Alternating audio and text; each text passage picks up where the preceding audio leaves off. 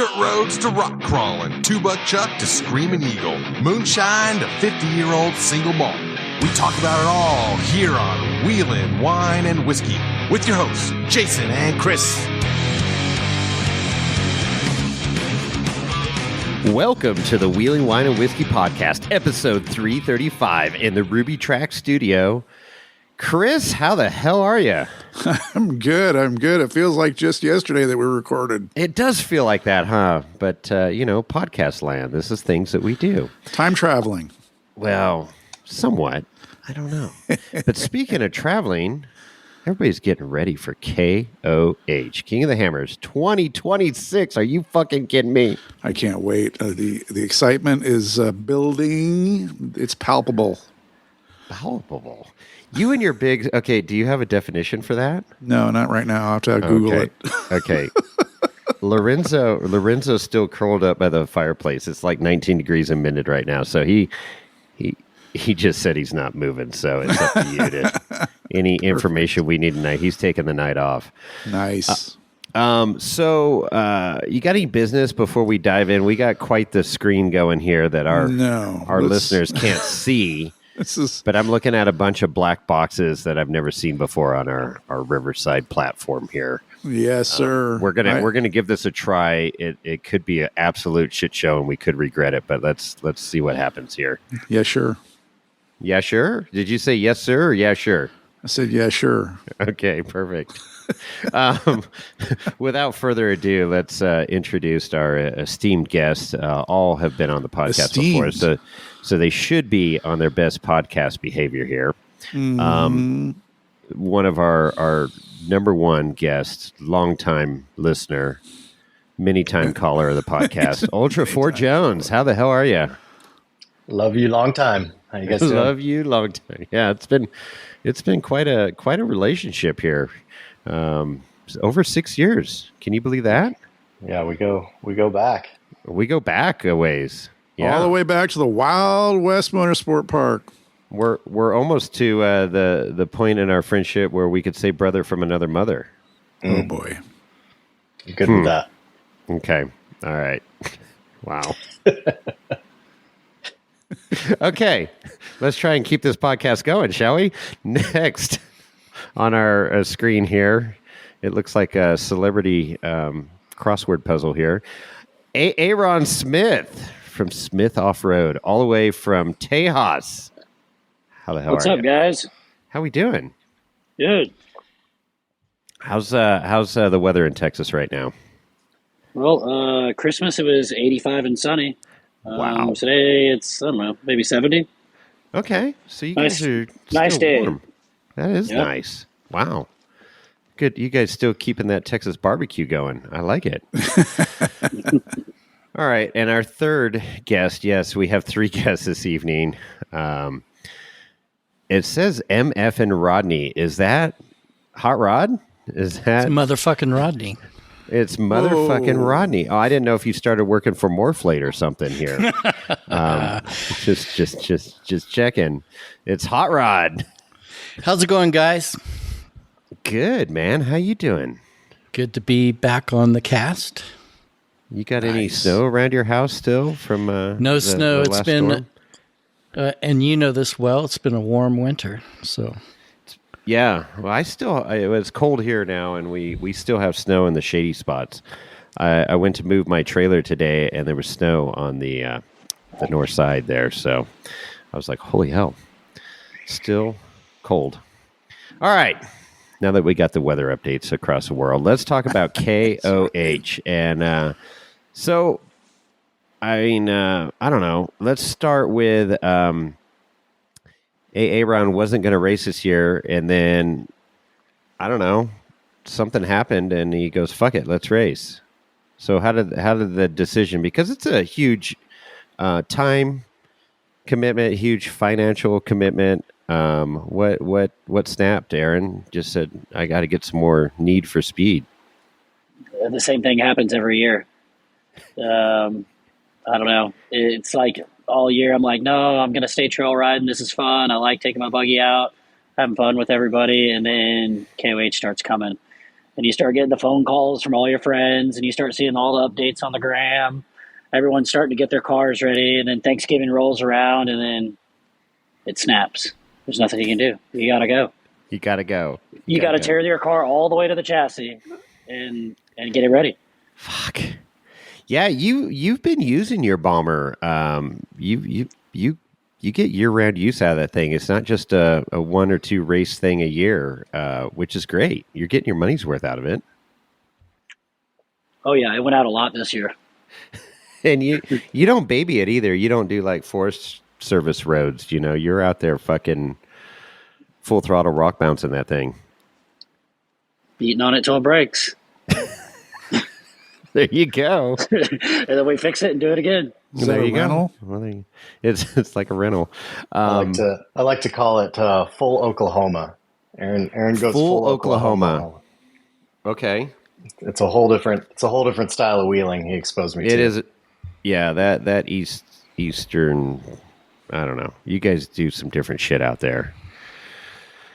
All right. Well, so then the phone call went out to Kevin and said, "Hey, you want a right seat again?" Yeah, I think so. Well, I mean, I just called him to see what he was doing. Yeah, I was like, "Hey, you got any? You riding with anybody or what?" And then I think we kind of just left it at like, I've got a ride I'm going on for Thanksgiving, and then I went to Thanksgiving, did the ride, and then I don't know. I think I just sent him a message and early in the morning, and it was like registered for KOH. Get registered. We're going. Yeah, and then that was about it. Yeah, the way I remember it is when we did Rubicon in September. He's like, "Yeah, no, I'm not racing. No, I'm not doing it. Whatever." And then, yeah, right before Thanksgiving, he's like, "Hey, Josh bought a race razor. Like, what are you doing?" And I was like, "I don't know what I'm doing. Are you asking me if I want to ride with Josh?" And he's like, "Well, I just don't know. But I mean, everybody's starting to talk, man. KOH, got to decide by Thanksgiving." And then literally went to bed, and I woke up in the morning to a screenshot of Aaron saying, "Congratulations, you're registered." Okay, there it is. Wow. So then the wheels were in motion. Or the wrenches of taking the car apart, I should say. Spinning wrenches, taking it apart. So where you at right now, Aaron, with the reconstruction of the bomber? Well, we're in I don't know, really good shape. As far as like everything's been taken apart, all the axles and links and, differentials have been replaced, transmission, transfer case, all the normal KOH stuff, everything's done. But I did in the prep process find that my motor was a little worn out. So we last minute sent it out to get rebuilt, and I don't have it. So it's coming back. Yet? I was going to say, is it eventually? Do you know where it is? It's kind of an important thing. Yeah, I mean, it's at the machine shop. Well, yeah, that's where it's at. You guys going to Flintstone this car this year or what? I don't know. I might put a 7.3 in it just for Kevin Jones. If I don't get it quick enough. A diesel-powered bomber, that'd be awesome. It's it's super late notice on those guys. I'm hoping they pull through. I sent it off and they literally got it the Monday of Christmas. So I pretty much lost 2 weeks of anything getting done, just because they can't get parts, everyone's off. So really this last week was the first week that they got a chance to work on it. I don't know. I had all intentions to leave the 24th, drive over the weekend, and go do some dyno tuning that Monday, the 26th. But we'll see if we have a motor in time. I think we have plenty of time to make it to go pre-run and race. But whether we get to leave on schedule or not, that's to be determined. But everything else is 100%. The extra time it's given me a lot of time to do all the silly things that I've wanted to do and like clean and fix things and work on my trailer. And I don't know, just a lot of things that normally you just would put the car back together and say, "Oh, it's good." I got to spend a lot of extra time, while I've got the time, Sure. Harbor Freight's having their parking lot sale this weekend. Maybe you can pick up one of their engines there. Get a couple spares. I don't know. Little Predator 3500. Predator engine. Well, they got those go-kart engines there that are pretty spicy that people are juicing up. Yeah. I don't know. Just a thought. Get a Timu supercharger turbocharger combination on that thing and get it spicy. What engine did you have? What was that? It's a 425. Okay. LS3 based. Yep. Just a big stroke LS3. I mean, It's not crazy horsepower, but it's got enough to break everything I got. So I think right. I think it's enough. It's more than enough. Okay. Well, shit. Well, good luck with that. Hopefully, engine shop, they should be able to get it back together as long as they got the parts, right? That's the only thing they're kind of slowing them down, I would imagine. Yeah, that's always the biggest thing. I mean, I don't know. We've been looking around. There's some other options out there, as far as the crate, Summit motor or whatever. Oh, I'm gonna give it another week. Yeah, I'm gonna give it another week or two. If something doesn't happen, I've got a Summit that's local to me, and we can get it done. I'd like the motor that I got. Right. Everything's all set up and tuned, and I know it works with the car and everything the way it is. So yep. I think we'll be all right. The main thing is I'm not waiting on anything else. It's the car's 1,000%. So right on. So as far as the car tuning is, the suspension or shock tuning, is that still good? Or are you going to do a tuning session on the lake bed? So I rebuilt the shocks, as part of prep. That's one of those things that me and Kevin always try to do at KOH, but something, I don't know, it's just like trying to pre-run. You want to pre-run every mile, but something always comes up and you never want to get a chance to do it. So this year will probably be, I got to the lake bed late because I was waiting on a motor and we don't get to do shock tuning. I don't know. Or maybe we get there early and maybe we get the time to do it, Yeah. But it would be minute stuff, right? I mean, the recipe's there. And yeah, I like the way the car rides. I spent a lot of time in it, so okay. I'm okay if it's just the way it is, Okay, perfect. So when you rebuild shocks, so if you, you're going in looking for anything, but, I don't know. I've never rebuilt a shock. The amount of oil that you put in, all that stuff's measured out. So, a shock, the way your car was set up before and you rebuild the shocks, is there variables that you could change or something would happen that would cause it to not be the same as it was? No, so all the changes are made in like the valving or the setting of like the compression or rebound adjusters, but all that stays the same. So that's the same. Okay.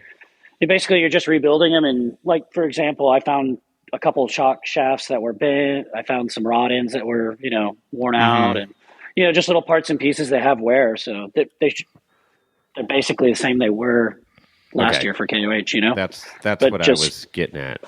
With not any miles on them now. They're not all bent and broken.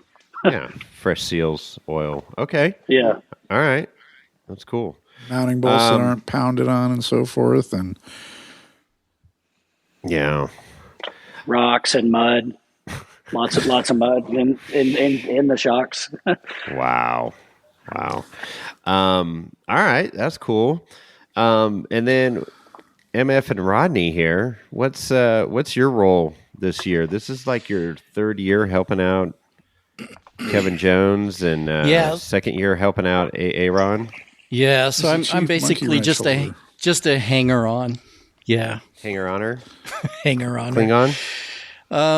No, I just kind of organize the pit area and make sure that we have things in remote pit, and just kind of bring up questions and we think about it, go over it as a team, and just kind of be there as a thought partner, I guess. Right. Any wrenching needs to be done, we can turn a wrench too. So you're like the emotional support dog for the camp there. I'm the old steady guy. I just use my wisdom, and just like you and Chris.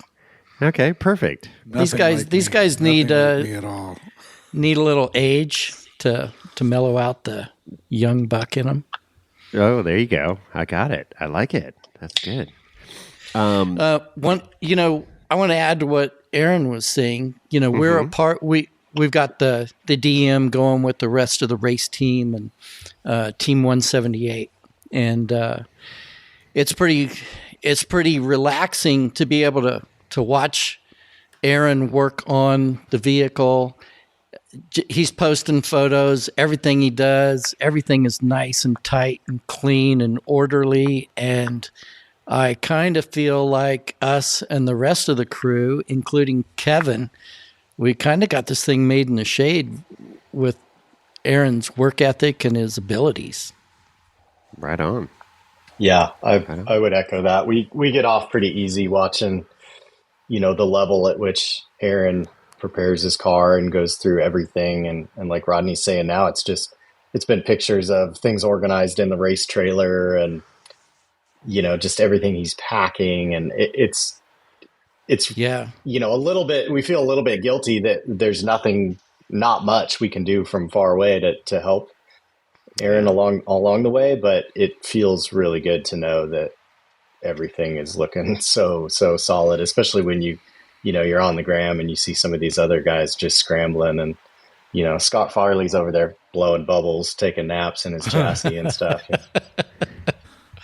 Nice. What, who else is part of the team, the dream team here? Kevin, you want to chime in? I was waiting for Camp Boss to do it, but yeah, we've got go ahead. Obviously, Rodney's the glue that holds it all together, and then we've got Brian Hansel's coming and Lee Lim, Aaron's new shop employee Tyler, and his buddy Brandon Behe. Who else, Rodney? Who else is on? I don't have the roster in front of me. Oh, Roger. Let's see. Can't Roger. forget, Rock Rash Roger. Rock Rash. Yeah. Oh, yeah. Guy can fix anything. Yeah. Nice. Jumps in, gets it done. Nice. Sweet. So Yeah, it's looking like a pretty solid group, guys. That we've all known and worked with before, with the exception of Tyler. But Aaron's been working side by side with him in the shop for months now. So I think it's just going to be a great fit. Everybody's going to kick ass together.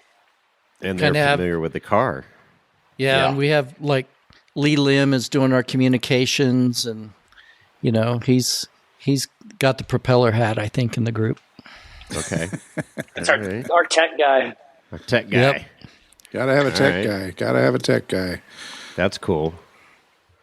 Wow, right on. And then Kevin, you just finished a fundraiser for the crew that you kind of spearheaded there. Yeah, talking about watching from a distance and trying to figure out ways to help and get involved.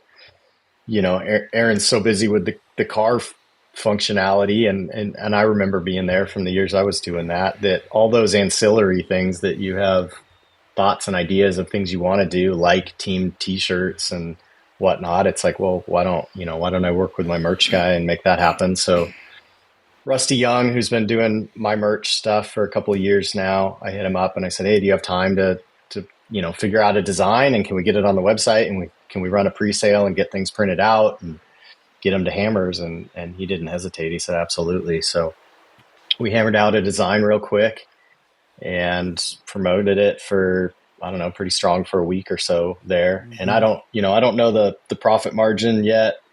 I just see like gross sales coming into my GoDaddy account. So I'm hopeful that we raised enough money that we can feed the pit crew for the whole week. Oh, and, wow. They don't have to, come up with that money out of pocket. They're already donating their time and their vacation from work and driving themselves down there. And so, I'm hoping we can either reimburse their grocery bills or buy them cowboy tacos every night or whatever it might be. So it's either top ramen or filet mignon, one or the other, right? Yep.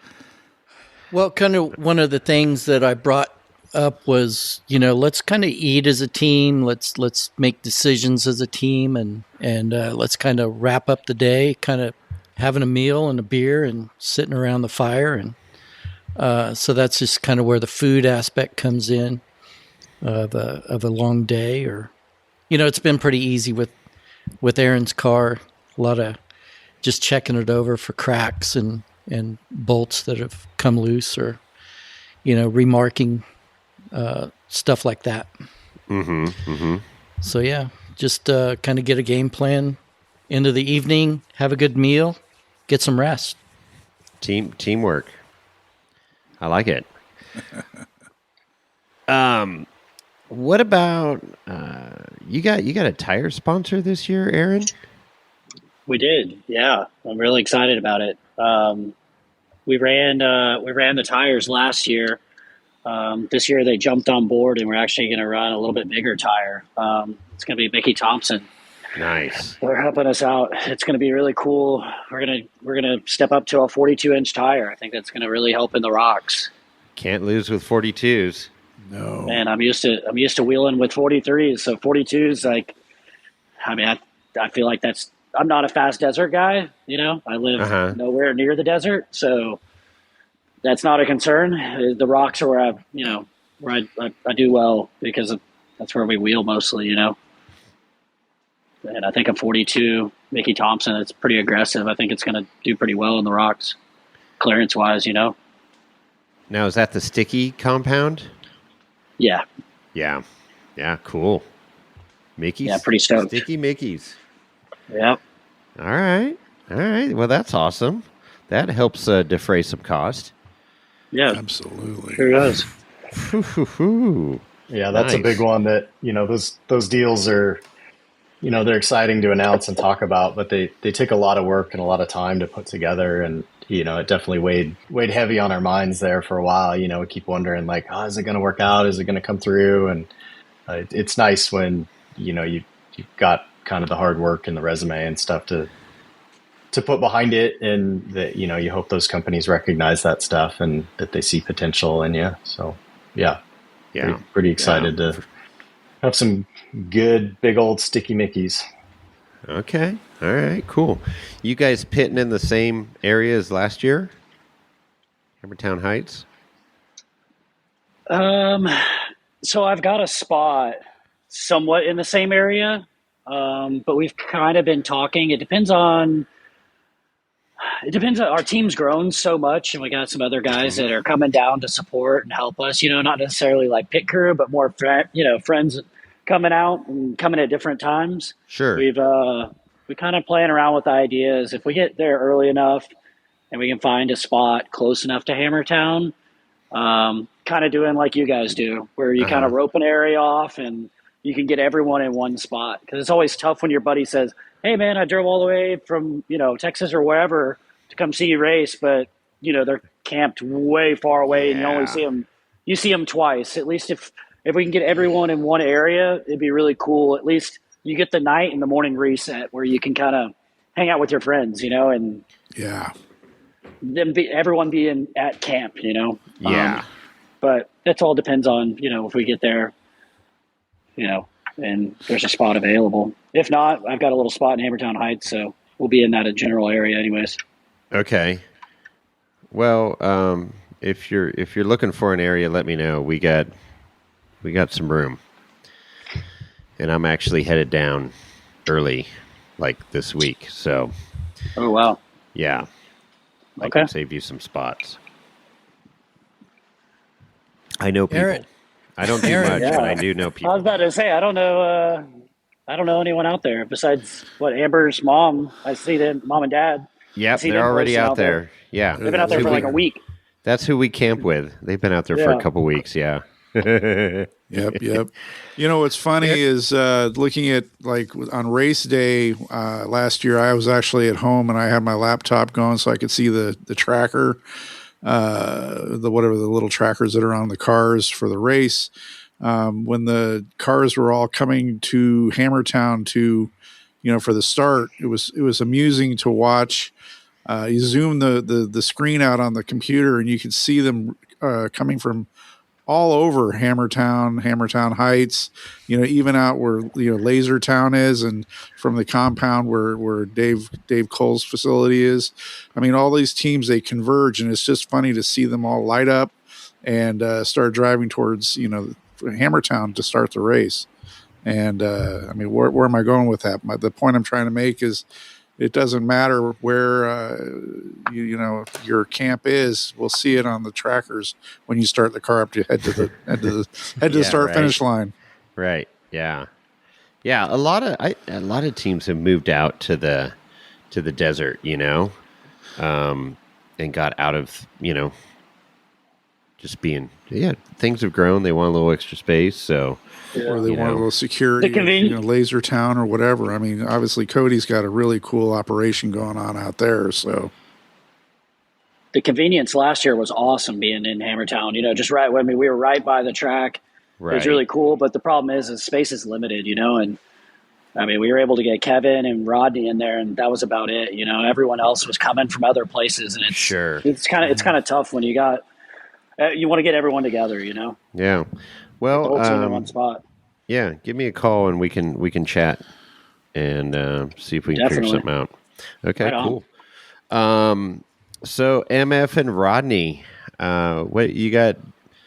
You put a new 392 in the Jeep or anything, or the you did your suspension before? I mean, there's not much left to put on your Jeep there. Does he have all 4 shocks this year? Yes, I do. I do. Let's not go into that one. Okay. Hey, one thing that Aaron did kind of leave out, we do have one more sponsor, Raceline Wheels. Ooh, nice. Right? Yeah, they came on board. They helped us out last year, and they came back at ground this year. So some fresh wheels and fresh tires on the start line. So you're going to look good, if nothing else. Pretty cool. Yeah. Oh. Tell you what. The car is dialed. As soon as we get that engine back and get to the tuner, I think I don't know. I don't want to jinx anything, but no, we've got a car that can compete. I'm excited watching over the past couple years this evolve, and you and I were talking briefly this morning, Rodney, and it's like everything's teed up for a good solid run at this. In the 4400 class, so I'm excited for you guys. You got really stepping up the game this year. Any guesstimates on lap 3? So, I was going to ask you guys. I've been away and have not watched the live feed yet. It's on my to-do list tonight. But yeah, what was dropped? What's going on? And I've heard some rumors, and I listened to one podcast where there's like, at 5:00, some other people are going to get to start or something. The third lap. I don't know. I don't know. What do you guys know? This is you, Kevin. Yeah. This is where I'm just waiting for Jason to direct the question so we don't all step on each other. Okay, so well, you guys got your screens off, so I can't point at you. I don't think I have the bandwidth, but no, you don't. You better not do that. And it's a face for radio, right? Well, that's why Chris and I are doing a podcast, and we've been successful for 6 years because we don't show our faces.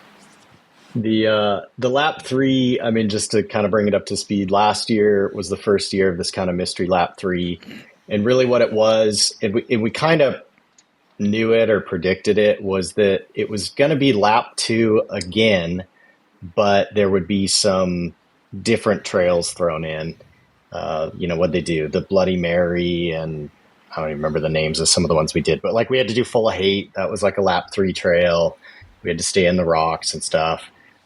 So this year, Dave kind of described it the same way on the live show, but a little birdie sent me some scoop just last night that it's probably not going to be like that. That lap 3, just so they don't have overlap traffic of the lap 3 leaders running over the lap 2 guys again, that this year lap 3 might be a pretty decent departure from lap 2. So again, we didn't find that out until we weren't able to get the lap 3 file until the night before the race. And we were told if we were caught driving on it, we'd be disqualified. We did find out that there were some teams that drove up to it and then hiked around.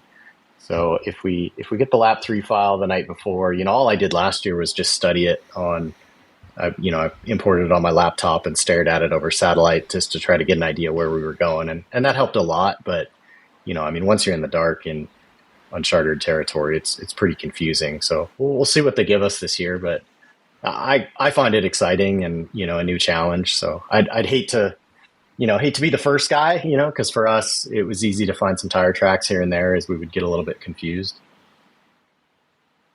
Right. I enjoyed it. It was hard rock crawling. Yeah. And it's not burned in very well, That's what I was just going to say. It's not an established trail that's burned in, so it's loose and gnarly and you gotta make some good quick decisions in there because you don't have ruts per se to kind of just cruise in. Wow. Okay, so any other tidbits from the live show that raised an eyebrow for you, Kevin? Well, you talked about the whole letting others loose at 5 p.m. thing. So Dave, they talk about the reason, okay, the EMC day, racers finish pretty early, but if they gave them lap 3, then everybody would know where lap 3 is. It would be burned in. All the 4,400 guys would see it. They'd have the potential to run an EMC car, to get some pre-run miles in on it, all those things. So Dave's holding lap 3 out for 4,400, holding it tight until the last night. But what he wants to do is, if you're an EMC guy, whether it's a 4,800 or even a UTV finisher. So I think the way he phrased it was, if you finished the UTV race or you finished the EMC race, you're welcome to, at the cost of like a transponder or something, you're welcome to start lap 3 at 5 o'clock, which is after the cutoff for the 4,400 guys. So we would have to, if we want to keep racing, we have to be starting lap 3 by then. And so what he's going to do is, if you're lagging behind, you'll get stopped as a 4,400 car. And then at 5 o'clock, they'll let any of the UTVs or EMCs that want to do it, they'll let them take off. And I don't know if they get, 2 every 30 seconds or if they get a mass start, or I don't know what they're going to do, but they'll get to take off and do lap 3. So it's kind of a cool idea. There's some people have argued about whether it's going to ruin a 4,400 car's day, but in reality, you're pretty far back. If I was going to say, if you're in with that crowd at 5 o'clock, you're not having a great day. You're not having a great day already. So if a UTV passing you somewhere, upsets you, I don't know. You just got to do some deep soul searching, I guess. Go faster. Go faster. Nice. Oh, fuck. Oh, that's great. So you did mention earlier that you're going to use Starlink for your communications, and I know a lot of teams are going that route. It's the way to go. It seems like it. We just put a Starlink on the car. I did it. I actually put it on for Thanksgiving, tried it out a little bit, and I think I'm going to be happy with it, because I feel like it's one place that we've always had trouble is, you get far out in the desert and, man, radios just don't work. No matter what we ever do, it seems like we can go hours without any communication with anyone. It'd be really nice to just have solid communication. So hopefully this year we can pull that off. We broke down on lap 3 last year, and, looking back, if we could have had some kind of communication with like some pits, we could have made things happen, and maybe Kevin's hike could have got faster, and maybe we could have finished in time, Right. Versus, we're just out there by ourselves, I mean, cars are passing us, but we have no communication with anybody. Gotcha. So I'm really excited to give it a shot and see how how clear communication is. Sure. So you guys will be able to play around with that before the race, obviously, out there in the real world environment of Johnson Valley. Yeah. I saw on Lee Lim's Instagram page, he has the 3D printed tinfoil hat with a Starlink Mini in it. So that's going to be pretty cool. He's already on it. Right. Oh, crack myself up. Well, I'm the only one drinking tonight. I think the key is, what we've learned from last year and what we learned from Kevin's race in the independent car is we just keep building every year, communication wise, personnel wise. I think that's the key, and I think we're actually Starlink rich right now. Everybody's got a Starlink, so Right. So yeah, I think Aaron's got one mounted in the chase truck as well, and I think we're good. Okay. I like it. He's got battery set up and everything. Yeah. And then you said, so are you going to live? Are you going to try and do some live stuff or no? I think we're going to attempt it. Okay. I don't know if it's going to work, but we're going to try. Something the pre-running is really kind of the opportunity, not just to see the course, but also to mess with all your technology, comms and video and everything. So we've got, to go along with the Starlink, our phones are going to be involved in obviously part of that, like satellite messaging. So it's questionable as to, how much bandwidth we're going to be using and how much everything, but I think we'll try it, during pre-running, we'll mess around with some stuff. One of the options is, like we could go live on my YouTube channel.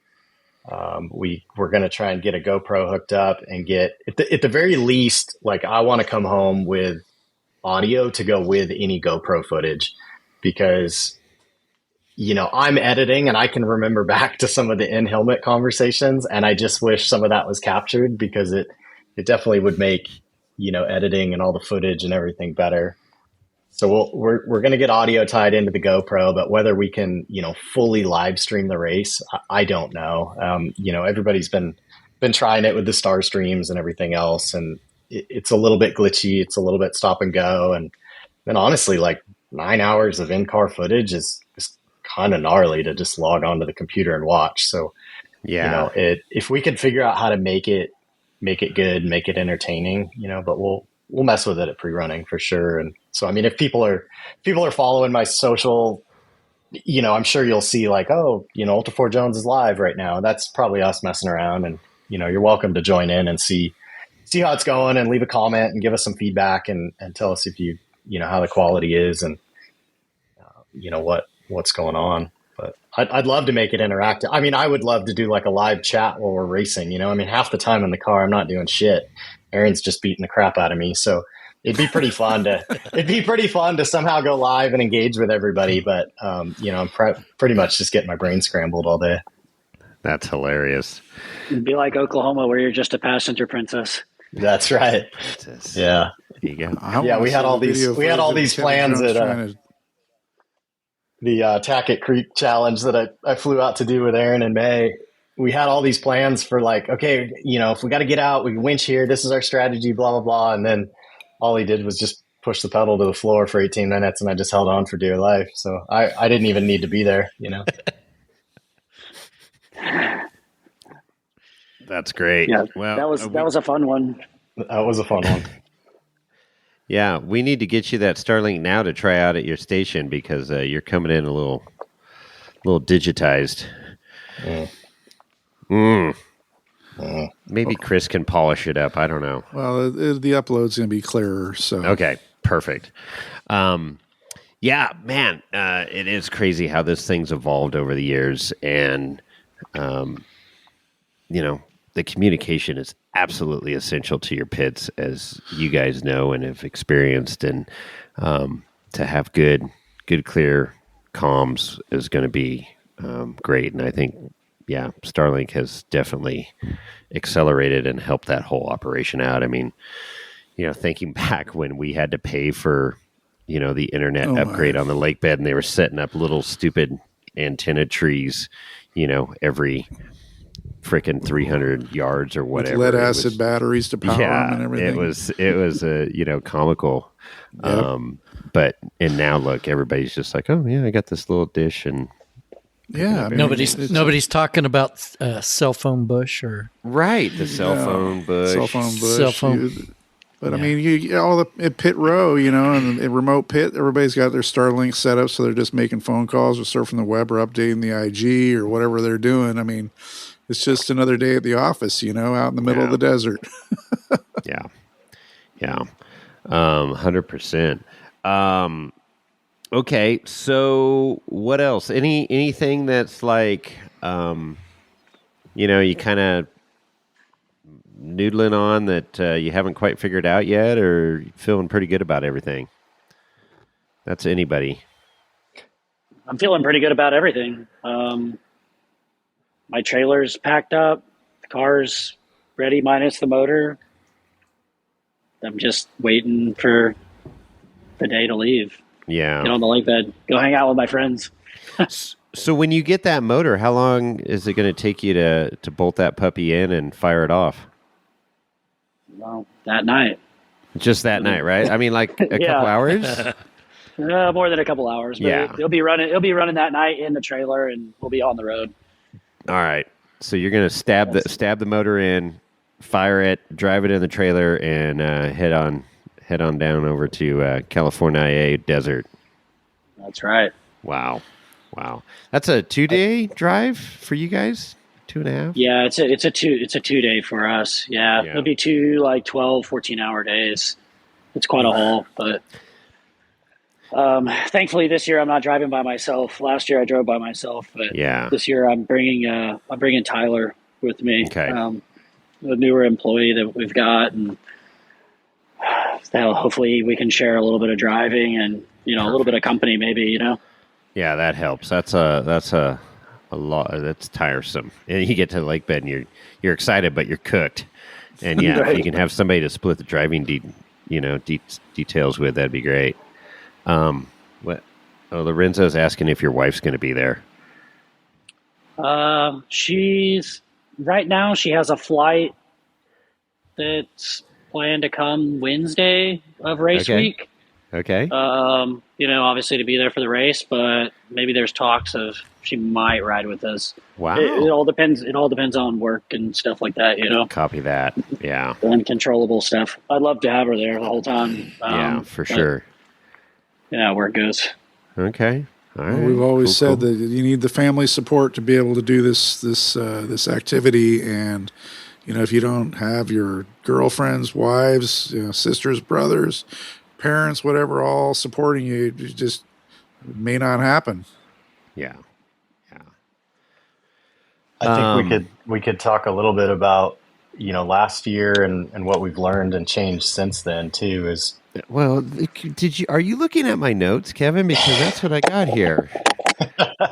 What would you do different last year? Yeah, from last year. Okay, go. That's great. Segue. Yeah. So, I mean, what ended up going down last year was a very cautious, conservative pace through the desert, because that's not Aaron's favorite part. And, it's not going to make our day to go fast in the desert, but it could definitely ruin our day. So a very conservative, first lap for sure, to the point where we even came into the pit. And I remember Eric Wicks leans into the window and is like, "Is everything going okay? Like, you guys are going really slow." And Aaron was kind of like, "What the heck was that all about?" And I said, "Don't worry about it, man. It's just not what everybody's used to. They wanted to see us start, whatever we started 80th or something. They wanted to see us, come through in the top 20 or something. And that just wasn't ever part of the plan or anything. Okay. But yeah, we got into lap 3 and Aaron was honestly in his groove and feeling good, and just got the car hung up on a ledge and just went full Oklahoma on it, and a lot of stuff came apart all at once. So part of the learning from that was followed up in Oklahoma while we were kind of goofing off was the same part on the car broke twice. And for Aaron, that's 2 times too many. So he replaced the output yoke that comes on the Atlas with forged ones. And we kind of feel like that was just far too coincidental to be, because the first time you kind of write it off is like, oh, maybe the part was fatigued or, had a micro fracture or something like that. But to break the same same part Exactly the twice is same. just completely unacceptable. So Kevin was in the passenger seat Wow. both times. And yeah, Oh, we well, there you basically figured go. there were too many things in common with that situation. But Well, he's you know, running and now, then Aaron, so he's losing weight, so there'll be less weight in that right seat. yeah, so Aaron, Aaron upgraded the yokes, and then also, when that would break and the drive shaft would come loose, it would smack into electrical cables and hoses. So he made a drive shaft safety loop, and he moved some stuff, and so I mean, learning from previous failures, making those upgrades, the car just keeps getting better and better. I worry that the mass and traction of a 42-inch sticky Mickey does put an additional strain on the drivetrain. But like Aaron says, he wheels on 43s all the time, so the Mickeys are definitely lighter in weight than that tire. So hopefully, everything's up to the task, and we get to get in the rocks, and Aaron gets to do his thing, because that's the fun stuff for sure. Whether I get out of the car or not, we both kind of loathe the desert, because it's not really our groove So together. boring. So we just try to stay on course. Yeah. Yeah. It's pretty, that'll be something different about the course this year, is we're actually doing the desert at the end of the lap. So, we're 12 or 13 miles into the race. We're doing aftershock on lap 1. And then on lap 2, same thing. We're into the rocks at mile 13 and doing it. And then you got to finish the quote rock lap with 50 miles of desert. So it'll be completely kind of flipped upside down this year. And, I think that'll just be really interesting to see how that feels and what that does to traffic. And, I can't say good, bad. It's just different. So. Yeah. And I would think, just from years of this thing going on and looking at, a lot of breakdowns are in the rocks. So the field might get narrowed up pretty quick here in the first 50 miles of the race. Who knows? Last year, if I remember right, lap 1 was all desert, and then lap 2, we went and did basically the same desert or more desert, and then we got to the rocks. So like I feel like for the first forever part of the race, it was all desert and we never touched a rock. I think it'd be really cool to split it was basically like it was last year. It was a lap and a half of desert before you got to see a single rock trail. And Aaron was just like, oh my gosh, like, when is this over? And then even honestly, the beginning of lap 3 was the same desert again. So, when people talk about the race being 200 and something miles long, it's like 140, 50 miles of that is desert, like over and over and over again. And, it's not, the same desert. And it's not easy on the car. It really just continuously just shakes the car apart. So I wonder what it'd be interesting, the stats. I know you're kind of a stats guy, Kevin, and what the stats were, the attrition rate of the desert lap, the first lap last year, and what it would be, this coming year with the rocks thrown in early. I think it's going to be a lot higher.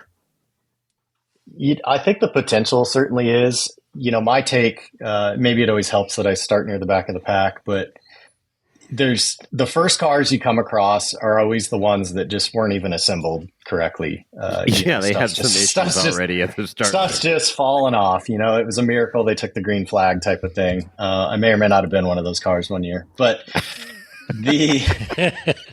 so that's your initial wave of like 5 cars, and then the next few are the ones that just drove like pissed off teenagers, and they just smoked a rock, and they're changing a flat tire because they went by you at 100 miles an hour, and then they're off to the side in the bushes changing a tire. Right. So you get that, and then it does start to get later. You get, as the driving gets more technical, guys get hung up and they break shit like we did last year. So it's really all 3 phases, in my opinion, of cars being poorly put together, cars being overdriven, and then just the straight up mechanical fatigue of, everything taking its toll on the cars. But, I think going down aftershock on mile 13 or whatever that is right after pit 2 is It shouldn't be bad. I would imagine bypasses will be open. We won't have to do the waterfalls, stuff like that. You know, the details we'll find out at the driver's meeting.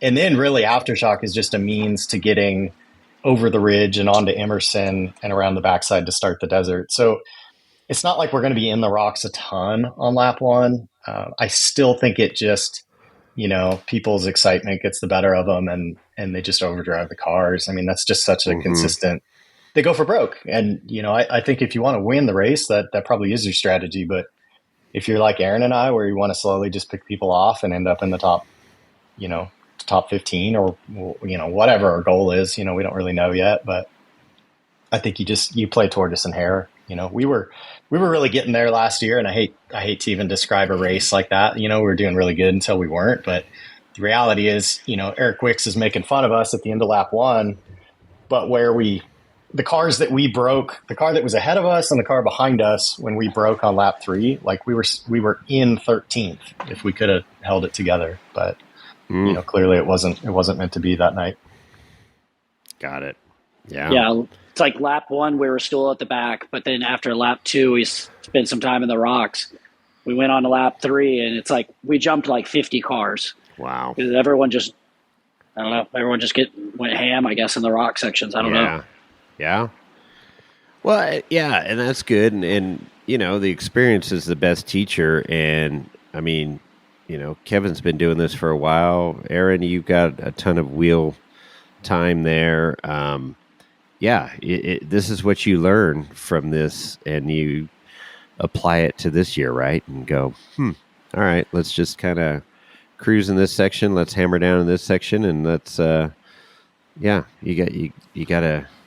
That's where the experience really pays off. Yeah, I think we've learned a lot. I mean, this will be me and Kevin's 3rd year together. So, you know, in 2023 we got a finish. And then 25, obviously we got to the finish line, but not in time. But between those 2 races, like leading up into this one, it's like now we both really know, you know, our roles and how. I mean, I think we got it. Yeah. No, way to jinx it. Yeah. I don't know. I think I just feel good. I feel, you know, it's the nerves going into it are gone. You know. Yeah. Yeah. Yeah, and we honestly, like last year, once the car broke and we fixed it, you know, when we made the decision to stay on course, I told Aaron, like, or it was his idea, I don't really remember, but somehow we decided to turn the sound bar on, and, you know, we just turned it into night wheeling and honestly had a great time. We were tired and cold and all that, but it was like, you know, once the nerves are gone and the threat of like, oh my gosh, we don't want to screw up the race, like all that was gone and out the window. Sure. And I mean, some of the best wheeling and driving happened after dark, out of time, you know, just doing the thing. It's also helped me a lot. You know, like I felt like I understood the race strategy and the race craft, and it was never me doubting Aaron's driving ability. I genuinely didn't know for a long time what that car could do with Aaron behind the wheel. And now after 2 years of doing it and seeing it perform in Oklahoma, like I feel a lot more comfortable, you know, when Aaron does want to do something pretty unique, like just a little Western. Getting a little Oklahoma on it. Just let him do his thing, you know? That's cool. Right on. Yeah, that was a super cool trip to have you come and do and see I don't even know, I guess central wheeling, Oklahoma wheeling, just such a different type of terrain. Traction's not there. I mean, the whole time we were there, it was pouring down rain, big rocks. You got to bounce everything. I feel like in the past, you've always kind of like held back. You're like, oh no, oh God, you're going to hit that? It's like, no, our wheels should be spinning in second gear before we even touch the rock. Wow. You know, it's just a different type of traction. Right. And then we got to spend some time, actually, I don't know if this relates, but we actually got to spend some time on the Rubicon this year. Yeah. That was pretty cool. It was me and Kevin and the wives. What an experience. Oh, yeah. A beautiful area, huh? And some pretty cool wheeling. Yeah. I mean, not the hardest wheeling or anything like that, but just the camping and friendships and fun times, you know, on the Rubicon. Pretty cool. Yeah, when you're driving a bomber, it's like bringing a gun to a knife fight. So, Yeah, but that's the thing, and I mean, I've driven that Rubicon in a bunch of different vehicles, and when I take my buggy, and people are like, "Oh, well, that makes it too easy." Well, it's fun. It's still fun. It's still beautiful, and you're just cruising at that point, and I don't know. I like it. It's people can argue, "Oh, well, that's not even wheeling when you got 43s going over the Rubicon." Well, it makes it very easy and enjoyable where you're not getting the shit beat out of you in like a Willys fucking, Jeep, with stock 28s Jeep on the it. trail. Yeah. It's funny you say a Willys. I'm actually restoring a 47 model Willys, and my plan is to take it to the Rubicon. Well, and do it, and it's cool. I mean, a lot of people have done it. I want one myself. It's just the classic, right? And it really puts things into perspective, and it forces you to be a good driver. I mean, let's face it. And your bomber on the Rubicon, a trail like that, you don't even have to open your fucking eyes. It's just going to go. Where Willys, yeah, you're going to have to. It's going to be a challenge. Be a wheelman, and you got to pick some lines, and you're going to be fighting, and you're going to be beat up at the end of the day. But it's going to be pretty freaking cool. Arms afterwards too. Yeah. Armstrong steering. No, that's all good stuff, and it's all wheeling, and it all makes you a better driver. Just seat time behind different rigs, so that's cool. Well, let me know when you make that happen because I'll be right there.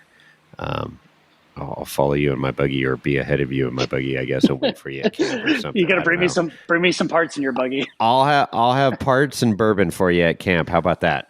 Perfect. Nice. That's all I need. I got AAA on the Rubicon now. Mm-hmm. Exactly. No, it's a great trail, and that was the other thing, and I'm glad you brought that up. It is Kevin and Mallory and you and your wife were out there, and I mean it's cool bonding, and I mean look at I can't even remember how you guys first met. But look at where you guys are at now. Just the relationships you build on that lake bed are just, it's pretty wild. The wheeling community and everything. How did you guys meet? I forget about this. Kevin or me? Sure. Yeah. Whoever. We were, it was 2021. My car was hanging from the gantry at the shock tuners. And they were, had the rear shocks off or whatever. And Aaron walked by with a couple of buddies and he's like, "Oh, that's that car. I remember that on Instagram or something." And that's right. And I just kind of hollered out to him like, "Hey, don't just walk by, like come over and say hi, or whatever." And gave him some stickers and we chatted. And then, cause I think we, at that point, Aaron had his bomber chassis and I think I'd sent him a DM question about something. And so we'd already maybe chatted, but I mean, gosh, so many Instagram relationships are like that where it's just a username and it's hard to put a face to everybody. Right. And so like just breaking that barrier right there at the shock tuner, like that was kind of it. And then, when it was time for Aaron to come back out with the completed bomber, it just made connecting the dots that much easier. Yeah. That's cool. It's cool. Just Rodney, you still there? In Hammertown. Yeah, exactly. I'm still here. Yeah, it's amazing. When you slide into someone's DMs and Kevin during his independent car search for a crew and who wants to help and what can you bring to the table? I kind of slid into his DMs. We met here and there, but he had no idea. He didn't know me from anyone. And when I opted to not go directly to the lake bed and to show up at his house and try and help him finish the car, he didn't know my ability. I started with zip tying vent lines, right? And, it's like, and I'm nursing a bad back and it's, doing what I can. But you just kind of get to know people, and then Aaron comes to the pit once Kevin rolls the independent car, and that's where I met Aaron, and assisted him or just kind of seeing if he needed any help with anything while he was rebuilding the differential, trying to make one out of two. And that was wild. I watched that. Without Aaron's help in that situation, we weren't making the start line. Yeah. That car wasn't going back together. It wasn't getting right. It wasn't taking the green or the green flag. So yeah, the green flag. Amazing. Yeah. I mean, it's cool. There's just so many great stories, and it's fun, for us doing this podcast and getting to document some of this stuff and watching, these relationships come together and you look back where it started and you're like, yeah, I'm just doing some shock tuning and now I'm riding in this guy's car for the third year. Pretty freaking cool, man. It's awesome. Want to keep this going and wish you guys the best of luck, man. I like I said earlier, it's you got a great team, a lot of experience going into this one, and awesome to have a tire and wheel sponsor there, Mickey Thompson's and Raceline. Yeah, man, that's you guys are somebody now. I'll tell you what, it helps out a lot. It does. Oh, absolutely. We talk about all this stuff and, even the top guys, it was kind of interesting to me when I was talking to Randy and he didn't really have any sponsors per se. I mean, he had a few, but, financially it was still a big ticket item for him to race. And it's like, you would hope that somebody like that would be like full sponsor and they go out there and show up and race and it doesn't cost them a dime, but that's far from the truth. So exactly. Appreciate you guys' time and effort because from our point of view, watching and being avid, race fans of KOH, it's what makes it happen. And it's just cool stuff. So, what else? You guys got anything else you want to add? No fireworks this year. Let's see if we can do that. I did see the little clip of Dave Cole, pleading with everybody, no fireworks. I agree, but boy, I don't know how they're going to control that. That's a tough one. But I mean, I know a lot of these guys that aren't, racers, drivers that aren't staying on the lake bed anymore because they can't get any sleep at night because it's like World War III out there. So, yeah, I'd like it to tone down a little bit personally, but there are some pretty cool fireworks shows that happen early evening. So I don't know. They're illegal and, I don't know. We'll see what happens. For sure. The other thing that I guess they were mentioning too is, everybody should have a flag, including motorcycles. So yeah, that was the big push last year, and I anywhere, especially the desert, everybody should have some sort of flag. Yeah, visibility is key. I know a lot of times when we're pre-running, you're coming up over like a hill or, just even out of a rock trail or something, going off in the desert, it can be really tough to see just the normal, guy on a four-wheeler or dirt bike or something like that. It's like, I was super worried that, someone's going to come right out in front of you and you don't see them. So it's really helpful for us trying to pre-run, if you have a flag to keep everybody safe, Yeah. Oh, 100%. Yeah, what was interesting for me last year, getting a firsthand perspective, is I had the belt burner last year, the Can-Am, and we pre-ran lap 1, the desert lap, with some buddies in camp with Josh with his bomber, and you get out on that lake bed and the dust is so bad. And granted, we were not in a race scenario. We were just pre-running, going like 45, and we were doing like 4 wide out in the lake bed because the dust was so bad. And I can't even imagine, when you during a race situation, that dust situation. But yeah, it was amazing to me too, the elevation changes in the desert and the roads that cross. And I'm like, fuck, I see how people get smoked out there. somebody comes up on their, dirt bike, minding their own business, doing, 30, 40 miles an hour. And here comes a race car doing 45 plus on a pre-run.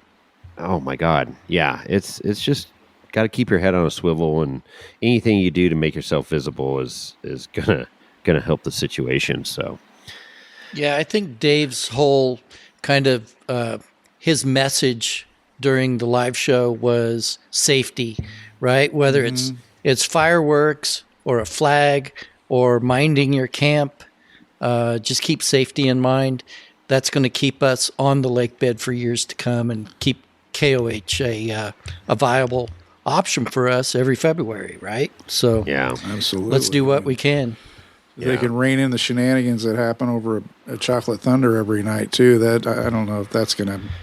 I mean, I know the CHP was stationed out there last year for a bit and did effectively shut it down, but I'll tell you what, it's the Wild West out there, and jackassery is definitely going to happen. Well, and Dave has control of the daytime race activities and all that stuff, qualifying all that. But what happens at night's on all of us being out there, and that was the message. It's like, hey, let's mind your own, camp and P's and Q's, whatever. But have some common sense. Common sense. We'd like to think it's common sense, but common sense I don't think is alive and well anymore. Not so Situational awareness, common sense has all gone away with COVID. So anyways, what else do you guys got? This is coming up ready? Quick, I think. 25 days to race day. Who's ready to go to Ultra 3? That's always my favorite night. We love Ultra 3. Ultra 3 is so much fun. It's the night before 4,400 qualifying. It's my favorite night. But and it's thanks for bringing that up. And here's something else that has happened on the lake bed that is totally unsolicited by King of the Hammers, but yet everybody's there. Everybody who's anybody is at Ultra 3, and it's taken on a life of its own. And it's supported by a lot of key people, which is awesome to see. And it's controlled chaos. It's not really chaos. Controlled. No, it's controlled chaos. There's There's a guy on a microphone. There's a guy on a microphone. We got lights now. They got the TP with the flamethrower on the top. And a DJ and the flamethrower. There's a national anthem opening ceremony. Right. It is. It is a fucking dancing legit. In the cage. Come on. Well, it is cool to know the people that make that operation happen. And I got to go on the pre-ride earlier, that day, and that was a blast. Again, another cool aspect of being down there during race week. But Ultra 3 is always Tuesday night fire. Tuesday night is always hanging out with Aaron and Kevin. They go out during the day, and they go, if they're not pre-running, we're out watching the rock crawling and or the dune jump or whatever is going on at the time. So it's kind of the benefit of having a solid car that stays together, and we're not rebuilding on the lake bed. But you guys got to spend some quality time in the Wheel Wine and Whiskey trailer last year. You get to hang out and have some fun. Yeah, that's it, right? Like, it's not just a race. It's not. There's so much wheeling and just all the other events and parties, and it's 2 weeks of just fun. Absolutely. Yeah, we've got Texas and California hooking up in the desert and having fun together. And hooking up. It's I know. Wait, I don't know if that was an appropriate use of the term. I don't think I ever met this California girl. That hooking up. Okay. Wow. You got Lorenzo's attention. He has one more question here. He wants to know if Kevin's bringing out a car to pre-run, or are they going to pre-run the trails in Bluey, or what's going to happen? What are we pre-running in? Yeah, I'm still 100% undecided on what I'm bringing up to and including even my motorhome that has been an absolute shit show situation. But anyway, that aside, I think I'm probably whittling it down to stealing the girl's little Razor 800 just as a get around vehicle. But it's by no means a pre-runner of any means. It's just, we put so many miles on Aaron's car. Yeah. Those 2 years that it'd be nice to just shake it down, sort it out, run the rocks in it, and put it away. But we're not quite there yet as a team. There's lots of jokes have been made and lots of thrown my way about if I could ever just get my car done, it would be a pretty solid pre-runner. So I don't know, goals for the future, for sure. Yeah. I know this guy with the 4800 car. It's been in his garage for years. Right. It'd make one hell of a pre-runner. That's definitely, it would. It's definitely more my budget than racing for sure. So that would be pretty awesome to be able to help Aaron out that way someday. That he brings the dialed in race car and I bring the beater to just go put all the miles on. Sure. Yeah, that's actually would be a great partnership there. No doubt. All right. Hashtag goals. Hashtag goals. Hashtag goals. Hashtag One goals. day, like the Wixes have, they have a Bomber 4400 car, but they've built, what was it, like 2 years ago? They built a trail bomber out of the old race car parts. Yep. It's always kind of been a back thought in my head. I've got so many parts that are good enough to go wheeling. Like pre-Thanksgiving, my car was good to go, put in the trailer to the next, wheeling trip. But, KOH comes around, everything has to get fixed, everything has to be replaced. And I'm starting to pile up quite a few parts over the years that are good enough to wheel, but not good enough to go to KOH. So maybe that's a goal eventually, is to build a actual car. dedicated trail car, using all the old race parts. Yeah. I like it. And then on race day, we just park it at RP2 and we can just disassemble it one lap at a time. Yeah. Just steal all the parts off of it. Steal parts off of it. I love it. Carcass at the end of the race. It's just left out in the desert. Shit. Oh my gosh, that's awesome. It's good. Nice. Well, Rodney, you got that meal plan all planned out? Where you got what are you doing? Like steak and lobster? Some abalone?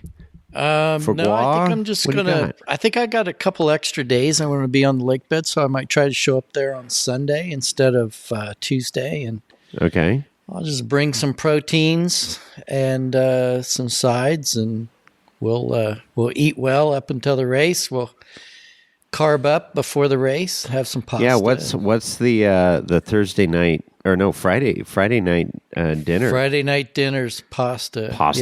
Yeah, we'll protein it up before then, and then we'll cut the Coors Light off early for Aaron. Okay, race night. C minus. Time. Okay. What? What? I've seen Aaron wheel. Rodney's fired. Rodney's fired. You just lost your job, Rodney. I've seen Aaron do some pretty amazing things hungover to the point where I probably wouldn't even roll out of bed. But no, I will a dried up raisin. Yeah, I will do my ritual of turning off the Coors Light probably 3 days before the race. Mm-hmm. Yeah, and then hopefully I don't need my feet, but be ready for it if I do. Sometimes the camp dad has to step in, Aaron. There you go. Oh boy, be the responsible one, Rodney. Wow. Rodney's a party pooper. So wait, when do you get there, Rodney? The 31st? Or the 1st? No, we'll be there. Yeah, probably the 1st. The 1st, okay, all right. You have until then, Aaron. The wheels can come off. Yeah. I've got a wedding anniversary on the 31st. So. Wow. Oh boy. How many years? 19. 19. Wow. Look at this guy. Okay, that's our goal right there. We're gonna finish 19th this year in honor of top 20. Top 20. I like it. Podium. I like it. Hey, last year my wife had an appendectomy, and then before the drugs wore off, she sent me to the desert. So Yeah, kudos to her. Right? Wow. That was her legacy. Well, that's cool. No, she's cool.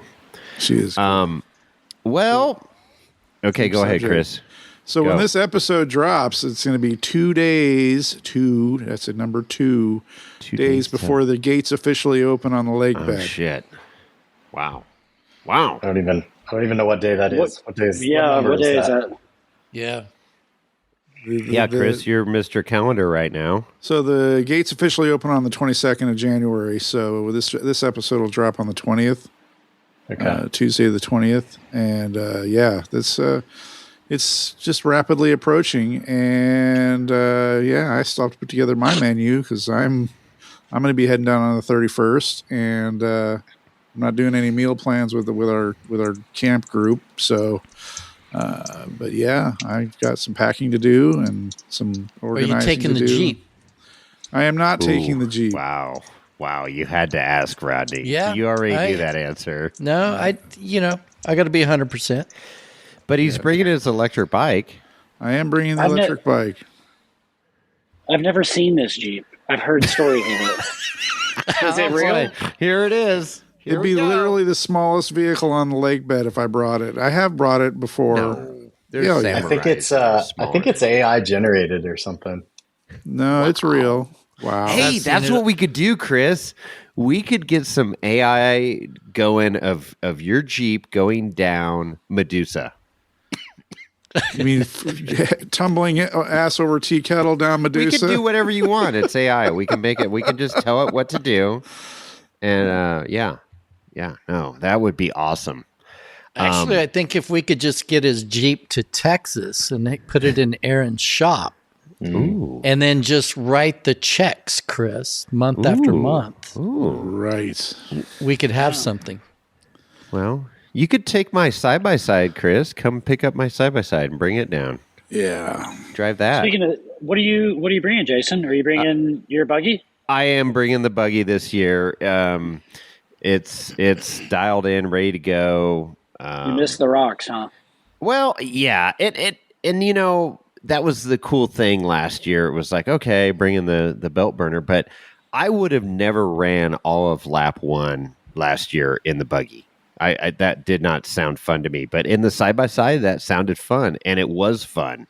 But I did miss rock crawling last year in Johnson Valley. So buggies, by tomorrow, it'll be prepped and ready to go.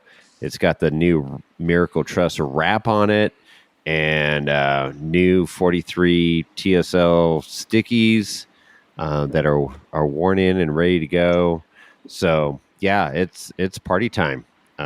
Looking forward to it. We got a lot of our crew coming out with their buggies, and couple guys that I wish was going to be there that can't make it this year, but so be it. But plenty of wheeling to be had, and I'm looking forward to it. And Chris will be my right seat and keep me calm. He's my Kevin Jones. Right. Oh, okay. Yeah. Sounds like we need to plan a little night ride. Oh, Night run. There you go. Night run. I'm getting excited. Right. Woo, baby, All right. let's go. There we go. That's 2 it. days. 2 days till the gates open, people. Hopefully you bought your tickets. I bought my tickets before the price went up this past weekend.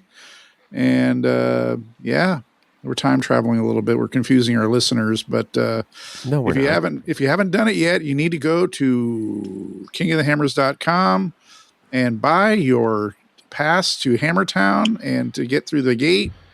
And also make sure if you're camping, which you should be doing, you need a camping pass. And I believe those are all. No, I know you can buy all that stuff on their website. Yep. All right, I'm gonna make a prediction. If this drops on the 20th, Aaron's gonna send us a picture that day of tracking info on his motor coming back to Texas. So Okay. Sweet. That All gives it right. a couple days to get there. He'll get it in, and he'll send us videos of like donuts in the parking lot I Friday freaking night or love something. it. I love it. That's so Right good. Yeah, man. Good luck with that. But I'm glad to hear that everything else is dialed and ready to go. And Yeah. I have no doubt in you guys making a good run at this year. So it's going to be fun to watch and document this journey with you guys. And yeah. Well, thanks so much for taking time out of your evenings to be with us on the podcast tonight. And you guys want to do your IGs or your how do you get a hold or track or follow your socials? Kevin? Since I'm the resident internet social media whore. Yeah. Whore. Instagram, Ultra4Jones. You can follow some of the leading up to and the activities on YouTube at Chasing 518. And I think some of that Instagram stuff copy and paste to Facebook. But if you want to get a hold of me, just DM me on Instagram, Ultra4Jones. Cool. Yeah. Aaron? Yeah. Yeah, I'm on Instagram, Smith Off-Road Aaron. Message me or check out the stories. I don't post too much, but I do like stories because they're quick and easy, just kind of progress of the car and, what we've been up to. That's where you can find it.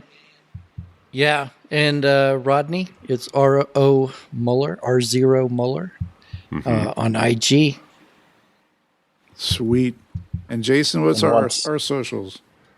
Wait, what would you say? Sorry, I was going to say once Aaron and I are planning on hitting the lake bed, he's going to do his tuning and all that stuff, but we should be in the dirt setting up camp the 28th, and you could pretty much expect the Instagram for my account to just kind of go full time, just go nuts starting the 28th. So if you got some KOH fever and you're not there yet, just tune in and those stories will just be flowing. Right on. Yeah. Make sure you're coming to pick up your Ultra4Jones merch. Ooh. Yeah, that's right. So Team 178 merch. Everybody that bought and shows pick up at event, the merch shows up on the 1st. Thank you, Rusty Young, for making that happen. So he will bring it all with him from Arizona, and then we'll have it at our pit, which should be Hammertown Heights number 7, Hammertown Heights number 8, unless we do some weird little offsite thing. But again, that'll be all over the Instagram. So just we'll keep everybody up to date. Follow Ultra4Jones on the IG, and you'll know exactly where he's camped. Yes, sir. In his tent, pup tent, 2-man pup tent. Maybe because the motorhome might be in the back of my meat locker. Back of the meat locker. Hey, that's a nice trailer, man.